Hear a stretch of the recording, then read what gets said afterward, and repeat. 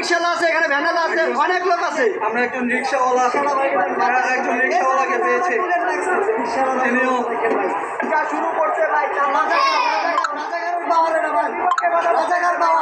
police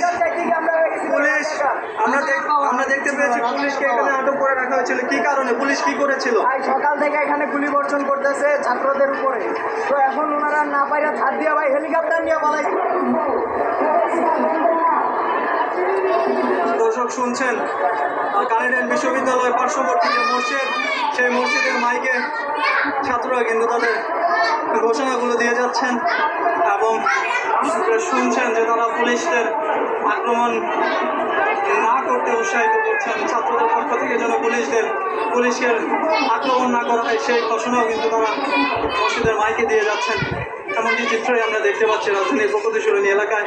আপনারা দেখছেন ইতিমধ্যে পুলিশ সদস্যদেরকে তারা নিয়ে হেলিকপ্টারকে ইতিমধ্যে স্থান ত্যাগ করেছে এবং এটা যদি দেখানোর চেষ্টা করে ফুঁসে উঠেছে বেসরকারি বিশ্ববিদ্যালয়ের শিক্ষার্থীরা এবং রাজধানীর এই প্রগতি সরণি ভাটারা এলাকা, রাজধানীর ব্রেক বিশ্ববিদ্যালয় এবং নর্থ সাউথ বিশ্ববিদ্যালয়, আমেরিকান ইন্টারন্যাশনাল বিশ্ববিদ্যালয় সহ এই